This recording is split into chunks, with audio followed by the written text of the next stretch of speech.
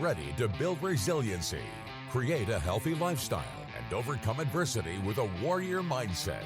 This is Define the Fight with Mariah Prussia. Hey everyone, happy Monday. You know what? Life is good. It might be cold, but you know what? We always heat it up inside. And I've got an unbelievable athlete that is joining me today. I am very grateful that he is from our hometown area. But the fact of, too, watching him develop from, coming out of high school and where he currently is at as a senior at NDSU has been unbelievable. But he has faced so many different challenges from multiple injuries. But then it shows and demonstrates that when you have a passion and you have a purpose, that you're going to push through as much as you possibly can and a level of commitment to achieve what you want to see and where you want to be in life. So joining me today, I have NDSU Offensive Tackle, senior Mason Miller. Welcome to the show. Thanks for having me, Mariah. You know, I sometimes sitting on the live radio can be a little, different. But at the same point, this is your story. And what I'm excited about is you have a level of that warrior mindset that it can take adults a long period of time to develop. So, working with you, I can see that and the effective leadership that you have as an individual for yourself, but then also for your team is very huge. And it's honorable to see that within you. Well, thank you very much. It's, it's a character that was instilled in me by, many individuals back home, my parents, and then, family and friends that have just been really, really close and helped me through this journey. Absolutely. And, we were talking about your season now. Let's just kind of break down what your season looks like.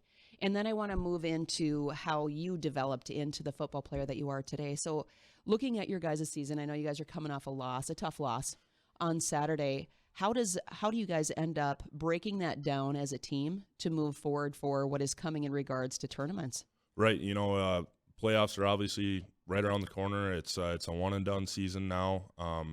Obviously you want to win that last game. You want to be outright Missouri Valley champions, but obviously, unfortunately, we weren't able to come through and win.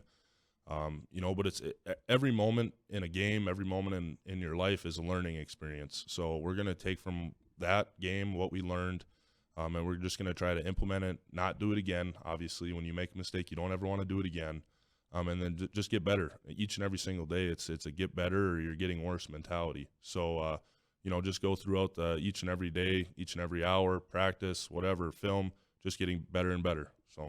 So your first playoff game is coming up on December 7th, correct? Yes. Yep. And then who are the potentials that you guys will be matched up against? I believe it's Northern Arizona and then Abilene Christian. Okay, and what do you know about those two teams?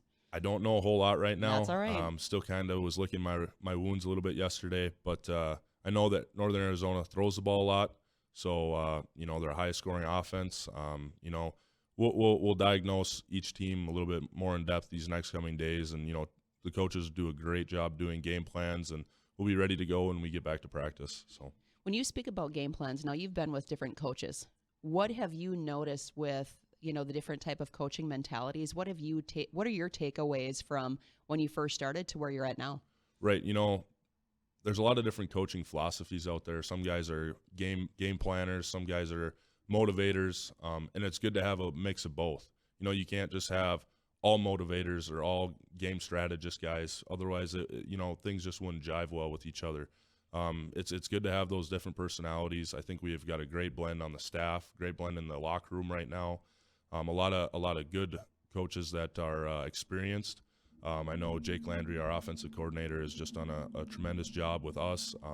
Learning. We're kind of doing a little bit different style offense than we've done in the past. So just trusting in him and obviously Coach Larson, our offensive line coach, has just done a tremendous job, and I'll never be able to thank that man enough for what he's done with my life personally and just teaching me some of the skills and, teaching me a lot of life lessons as well.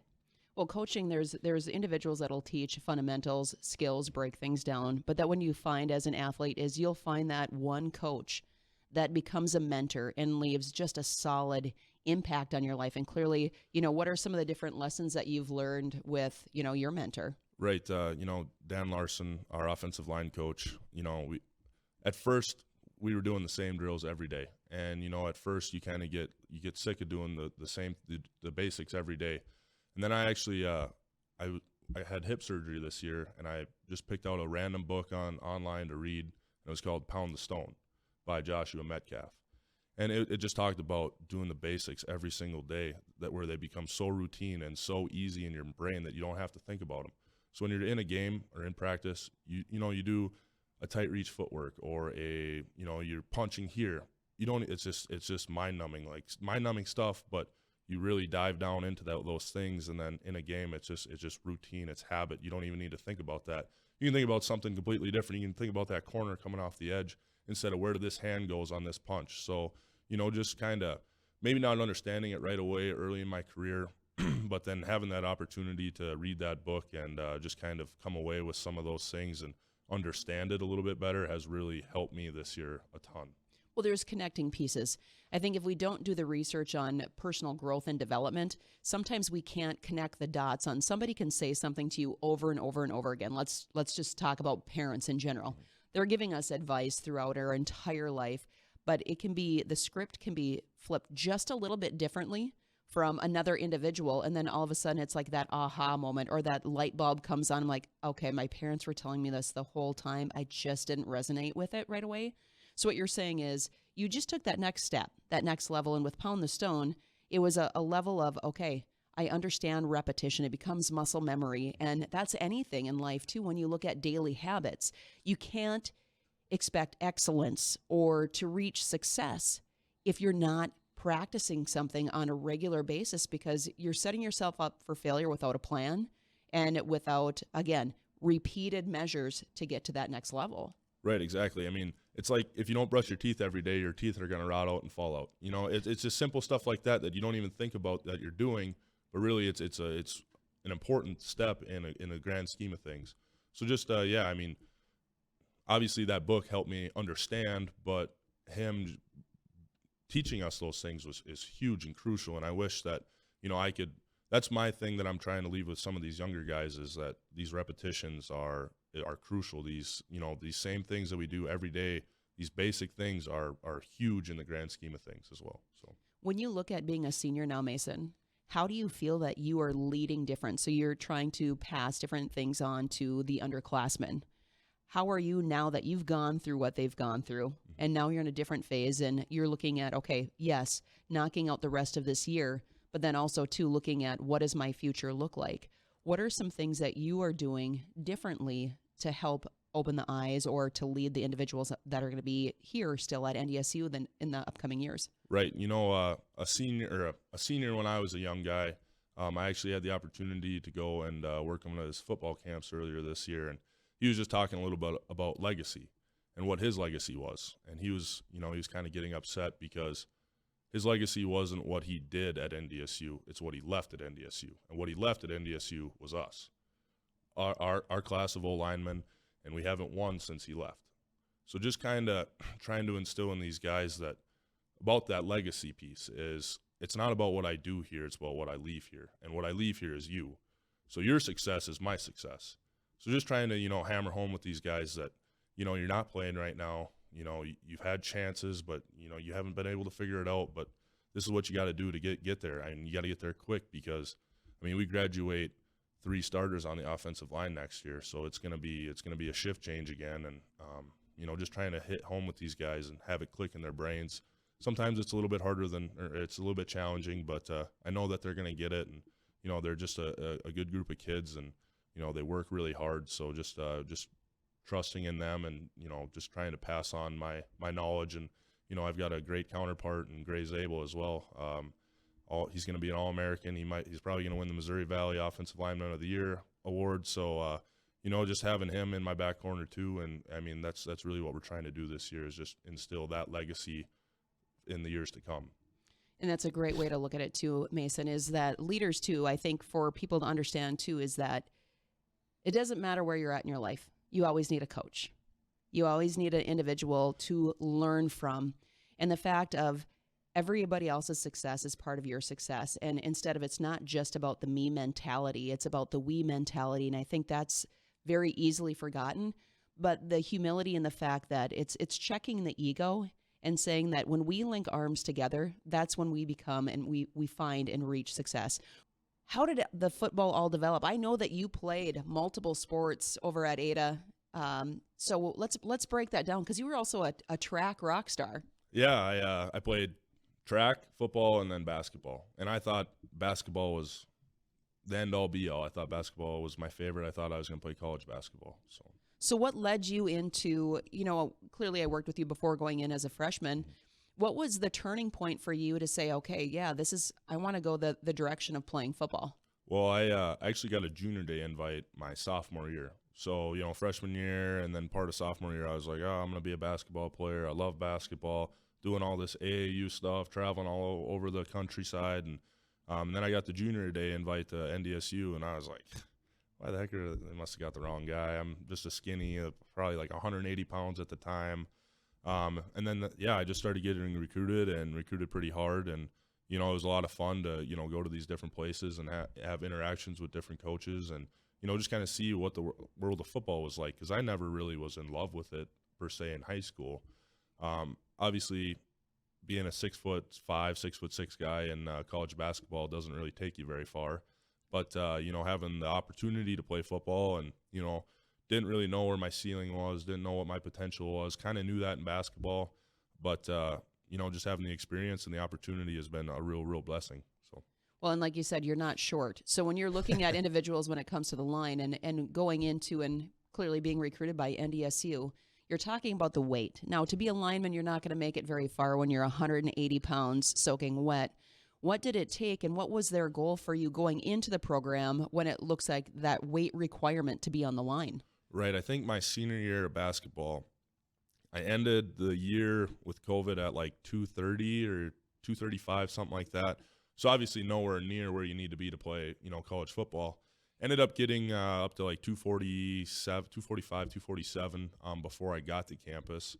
And then, throughout my freshman year, I was able to put on 50 pounds, roughly 45, 50 pounds, by the end of the springs, because we had the spring football season that year. Yeah, I think it ended at like 290. So it was definitely a journey, a lot of time in the dining center, a lot of time eating ice cream and pizza. Probably can't do that as much now because of the body comp issues. But, when you're 12% body fat and 250 pounds, you can kind of eat whatever you want to get up to that weight. So that's a lot of meat. That's a lot of potatoes. That's protein. That's a lot of stuff, man, to jump that amount of weight in such a short period of time. Did they help guide in regards to the calories, everything to take in so that you could get to that point? Yeah, our strength staff does a tremendous job. Jim Kramer is just an absolute legend when it comes to strength and conditioning, and he's probably the best to ever do it. But he has a I think it was like a red piece of paper that said weight gain guys, and then like a green one that said fat loss guys. So you get this sheet of paper and it says what you can eat, and all it says on the piece of paper is seafood diet. And you're like, okay, well, I don't really like seafood that much. And he's like, no, you see food and you eat it. Any food, you just put it in your body and you eat it. So, that was kind of just the recommendation, I guess. I probably didn't do it the cleanest way possible. A lot of junk food and weekend shenanigans, I guess, at times. I gotcha. But, everything is, I have one of the lowest body compositions now. So it's really been able to turn the last 4 years into a truly, redefining and recreating my body the best way possible. And before you even went to fall camp, I know that you and I had met and were speaking in regards to the different things that you tested out on. Now, for the 40, like, what was your time? And I know that you were in the top X amount of individuals, and you don't really hear of a lineman, matching up on times with wide receivers, running backs, so on and so forth. What was your time? Do you remember? Honestly, I don't. I think it was sub 5, but again, that was back when I was really skinny. So right. I think I'm around that 5 now. Hopefully with some training later this year, I can get it back down below 5. But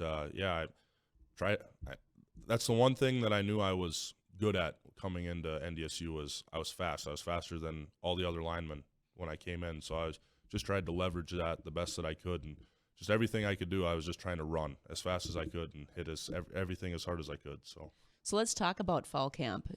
Sometimes we have those moments of come to Jesus. What did that look like? So going from having, some experience in their camps, but to actually dive into the season as a freshman, we clearly know that NDSU is extremely successful, has a extremely successful football program.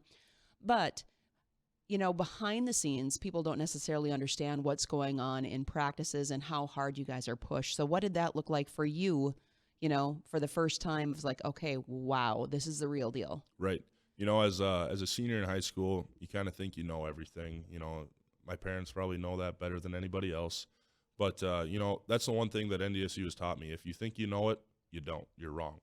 But I came in freshman year, not very big, and I was holding the bag at the second level. And these senior offensive linemen, because that's how it goes. You're young, you hold the bag for the old guys.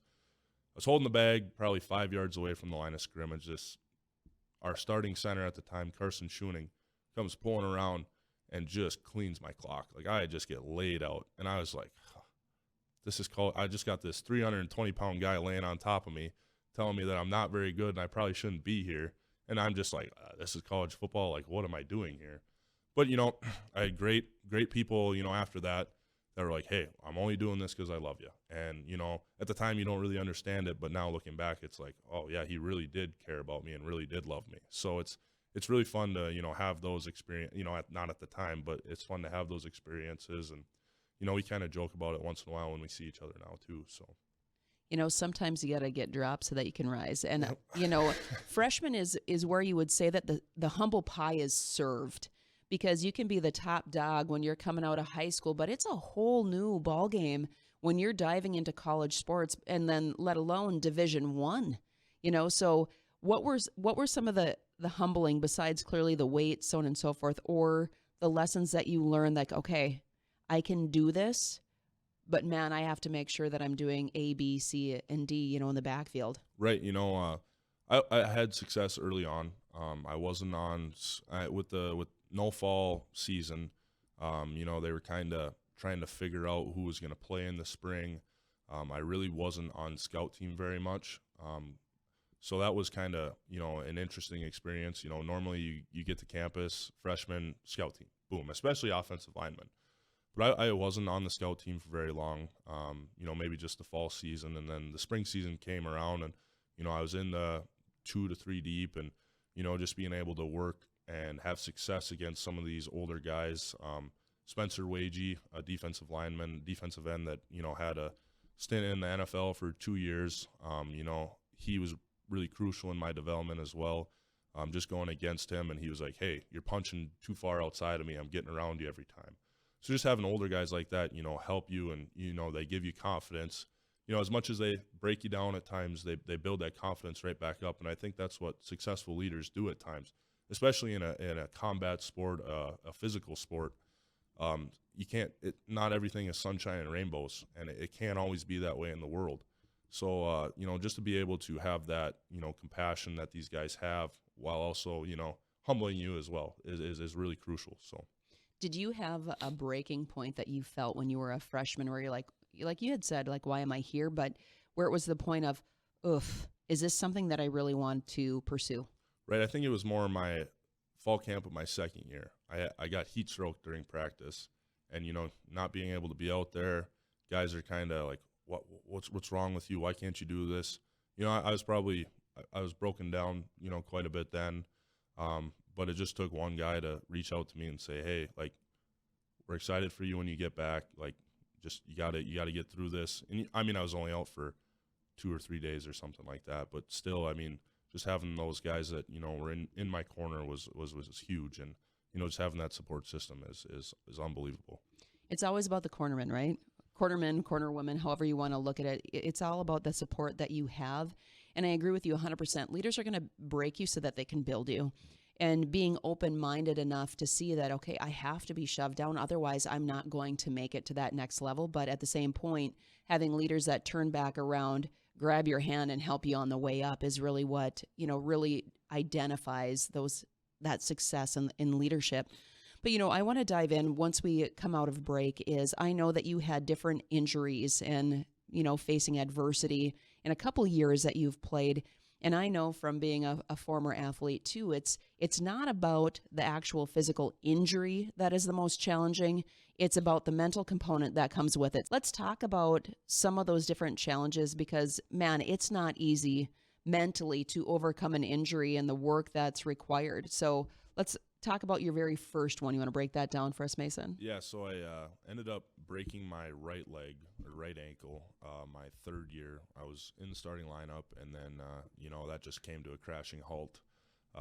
Was very, very difficult on me. I was able to recover fairly well from it, but I still think there's some mental hurdles that I'm going through.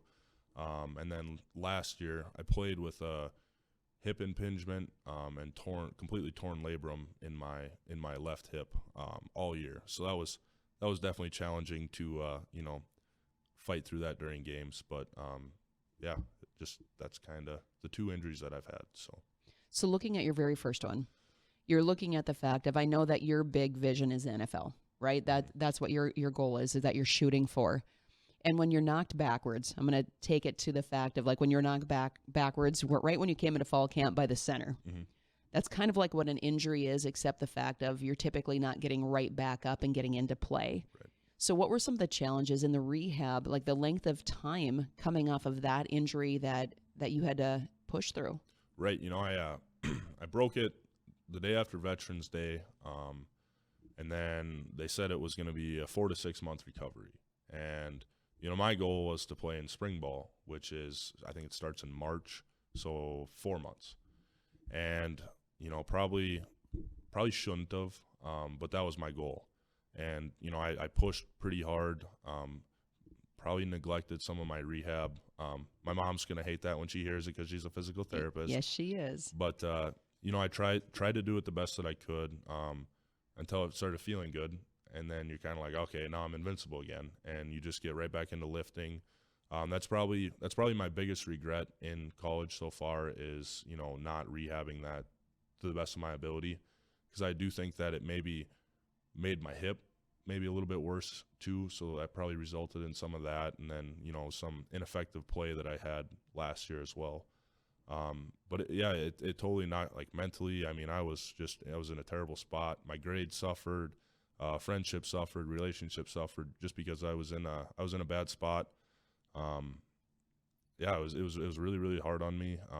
Thankful for that. I had friends that and a great girlfriend that she was very patient with me, and helped pull me out of some dark places at times. Just like I said, it was my one regret was not recovering probably as well as I should have.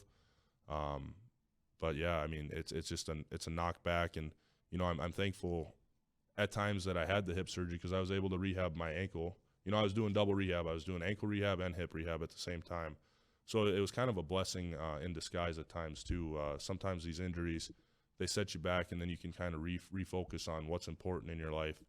And this last year when I had the hip surgery, I was one of the things that I had been struggling with was my leadership and my growth in faith. And I was able to, try to take a deep dive and, spearhead both of those things. And, I think my leadership is starting to get closer to where I want it to be. Like I said, it's never going to be to the point that, that the standard. It's always evolving. Yep. It's always evolving. Same thing with my faith. Like that's probably the hardest thing that I'll ever have to accomplish is, being where I want to be at in my faith, in a world where it doesn't seem that important to a lot of people. Trying to make that a priority is really, really difficult. Well, and I think everybody has different beliefs, right? But when it comes to faith, it's recognizing, you found out that you weren't invincible, mm-hmm. and that there's a power higher than ourselves. And I think that's a huge thing for a lot of athletes that, it's looking at that piece of the puzzle, right? When we are able to check our ego at the door and recognize that we're not invincible, we can be taken down, but through the proper support, through our faith, through our family, and those key people, that's when we start moving forward. And it sucks when you go into like the darkness of the night, right? Whatever you want to word it, you find out who the real people are that are within your life. And I think sometimes we have to go through that sifting phase and identify those individuals and recognize that you want to keep them a lot closer to you. because that's where you really try, that's where you find value in individuals, but then also within yourself, So for those things, you said you had mentioned that you dove into your faith more. What were some other key components for you to get out of that dark spot? Right. I think, just surrounding yourself with the right individuals as well. You surround yourself with trash, you turn into trash. You surround yourself with, really good people, you turn into a good person. So just kind of taking a reevaluation of who I was around. Sometimes like it's fun to have good friends, but being a good friend isn't always, crucial in the development of a team. You need to have good teammates over being good friends. And that was something that Coach Polasek, that was one of the first things that he said is you can have friends, but when it's time to be a teammate, you're a teammate. And that was, just something that going through this hip surgery, you're not playing football every day, so you have a lot of time to think. And that was one of the things that I really thought about and just kind of reevaluated and started hanging out with a couple different individuals. And, I had to cut some people out of my life too. So, well, it comes down to when it gets to the point where we have to take an inventory. Mm-hmm. It's like what needs to go, what needs to stay, but then also establishing healthy boundaries. And I think a lot of people lack in that area where they feel like this is a healthy boundary, but the reality is, what is friendship? We have to take a step back and really define and take a big look at that. So in college, I'm just going to throw this as an example. It could be partying. They're my party friends, or, they're my teammates or my athlete friends. And then it's like, okay, but let's look at these individuals. If I'm going out and partying, is it actually helping me? Or is it hindering me? All right, so just hanging out strictly with athletes. So those athletes, what are they bringing to the table, and what am I bringing to the table? Are they individuals on the path of growth? Are they reading? Are they actively seeking different ways of educational tools? Are they giving back to the community? And if the answer is no to all of those, okay, well, yes, I can be a great teammate, but it doesn't necessarily have to be a strong bonded friendship, right? So Right. I think that's the key thing, is where is that balance and identifying that, yes, we're NDSU football, players, we're a team, we're doing this together, but also too that not every single person is going to be your individual that you're going to rely on Right. for that growth phase. Right. 100%. So from that inventory, what are some different things that you took that you added to? So you said that you cut some different things and you added and dove more into your faith. You spoke about the book. What are some key daily habits that you right now incorporate into your life to have those healthy boundaries, but then also healthy steps to lead you to the next step? Right. So I actually downloaded. I meet with a guy on the team. He's part of the FCA, Fellowship of Christian Athletes. And I think that's been really crucial. And something that he just made aware to me is, hey, have you heard of this, the Bible app? So I downloaded it, and, I never really read it. And then we met again, and he was like, how's your reading been? I was like, well, I'm going to be honest with you, I haven't done anything. And he's like, well, you can listen to it, right? And so now I try to listen to it when I'm doing homework or watching film. It's maybe something that I'm not consciously paying attention to, but in my subconscious, like I'm learning about it and I'm hearing it. And, it is, I think it has changed my life a lot, just in how I treat people and, go about my day. So that's awesome. Now, what is your sleep schedule? Because I know that you have a pretty set regimen, and I have to say kudos, because when you told me one day, I was shocked. I was like, man, he's doing it right where most people really aren't. Mm-hmm. Okay, so when it comes to sleep, I know that you recognize the importance of that. So break down a typical day for you, Mason. Okay, so typically, not including the mornings when we have meetings, because I only have morning meetings one day a week, and Yep. It's on Wednesday. So typically, I wake up at 7:30. I go get breakfast, and then I come back home. I start watching film, doing homework. I don't have very much homework this year because I graduated last spring, so they're kind of just some easy classes. But just try to get it knocked out at the beginning of the week so I don't have to worry about it. By that time, it's lunchtime, and then I'll go eat lunch, head to the Fargo Dome. I'm at the facility for probably 8 to 9 to 10 hours a day. So I'm there at 12:30, 1 o'clock typically. Watch more film. Just kind of that's kind of my time where I hang out with my buddies, and that they're all playing the new NCAA football game, and I'm terrible at video games, so I just sit there and watch. So I just hang out with them and just have some fellowship with them. And then, we have meetings at 3 o'clock, and then, go through that, practice, done by 7-ish, have supper. Whether it's we're blessed and have catered meals Tuesdays and Wednesdays. So those Tuesdays and Wednesdays, I'll take my catered meal back to the Fargo Dome, where a group of 4 of us offensive linemen get together and we watch film until about 9:30, 10 o'clock, head home, hit the hay as soon as possible, and then back up at 7:30 the next day to do it over again.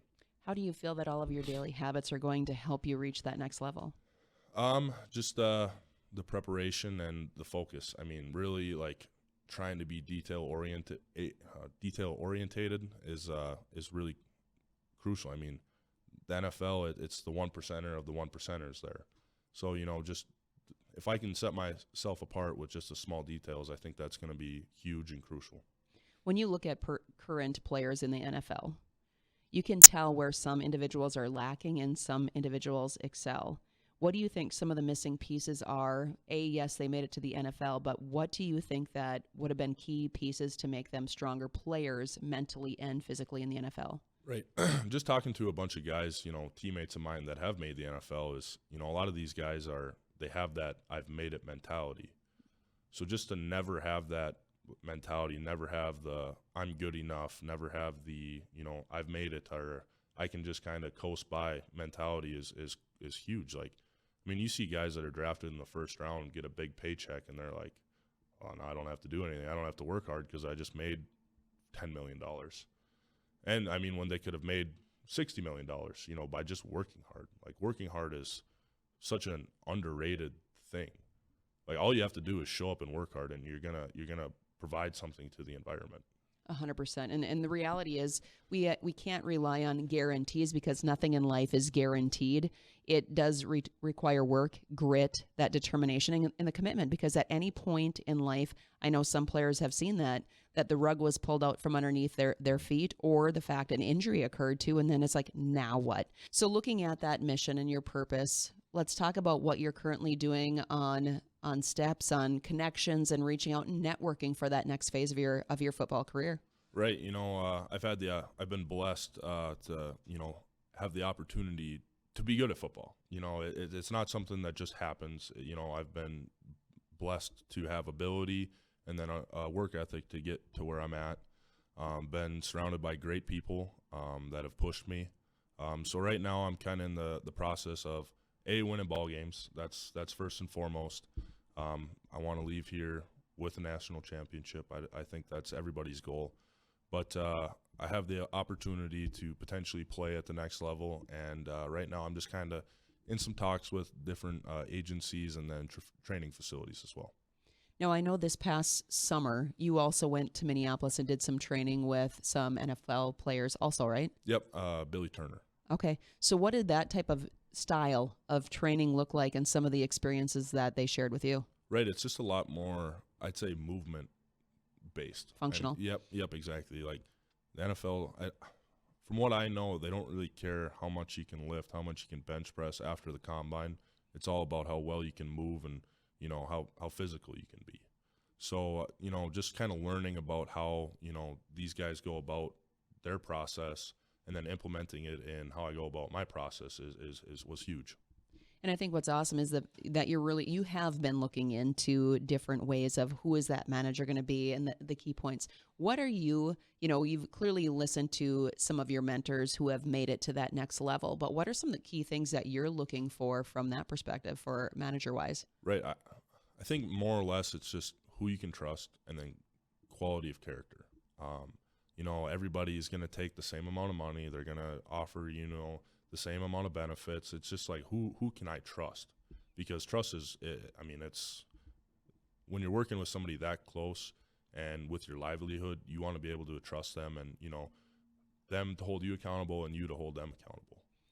So, and I agree with you 100%, especially when you're looking at finances, and not only just finances, but when you're looking at, like, this is your dream, right? So you're putting your dream in somebody else's hands. You have to have that trust established.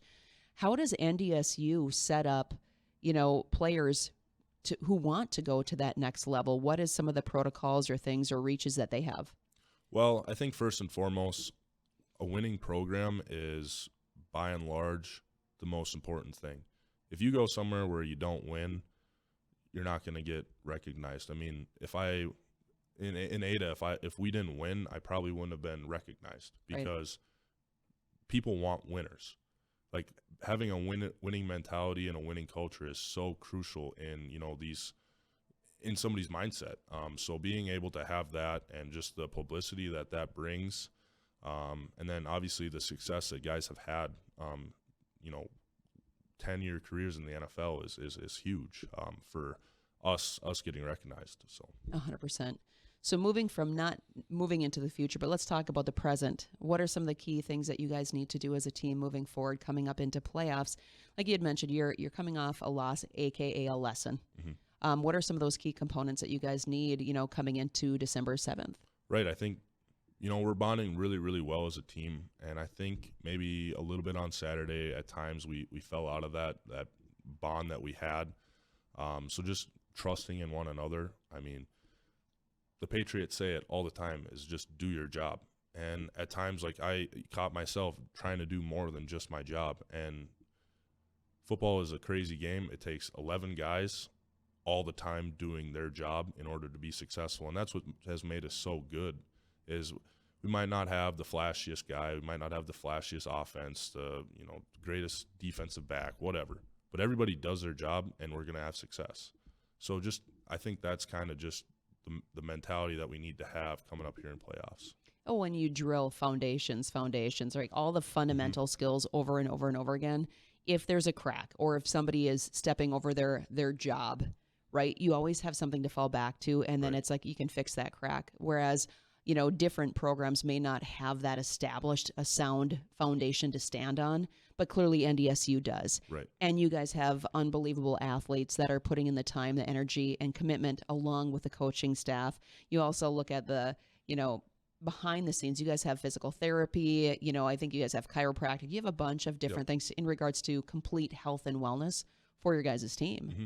Right? 100%. Yeah, our training staff does a phenomenal job. Trish Shannon is just a great lady. I mean, she's completely changed the training room in this last year since she got the job. And I think that's the reason why we've been so relatively healthy throughout this year. Which is amazing. Mm-hmm. I like to have individuals kind of, when we're shifting into closing the show, if there's a quote, if there is a tip or something that you would like to share with the listeners, this is your opportunity, Mason, to uplift an individual's day today. So I really like this quote. I heard it. My favorite TV show is Longmire. Don't know if you've ever seen it, but I really, really enjoy it. And it goes, a Cherokee elder was teaching his young grandson about life. A fight is going on inside me, he said to the boy. It is a terrible fight, and it is between two wolves. One is evil. He is angry, envy, sorrow, regret, greed, arrogance, self-pity, guilt, resentment, inferiority, lies, false pride, superiority, and self-doubt and ego. The other is good. He is joy, peace, love, hope, serenity, humility, kindness, benevolence, empathy, generosity, truth, compassion, and faith. The same fight is going on inside you and inside every other person too. The boy thought about it for a minute and then asked the grandfather which wolf will win, and the elder simply replied, the one that you feed. And I think that's just, mentality is such a huge thing in life, in football, whatever. If you feed the wrong wolf, the wrong thing in your mind, then it's just going to lead to bad outputs. So just trying to feed that good wolf, that good thing in your brain is really, really crucial. And, I think it's really important to do that in a world where that can tear you down so much. 100%. And I can tell, Mason, that you are clearly fueling the right wolf because it's leading you to that next step. And you're an amazing leader.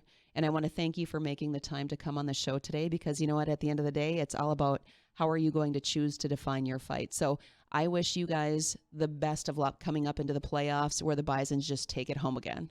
Thank you very much, Mariah. I appreciate it. Awesome. All right, you guys. Well, Mason Miller, if you have not followed him, I can guarantee that you should. Check out Mason Miller and the NDSU football team as they are making their run again when the playoffs start here on December 7th. So go out there and define your fight.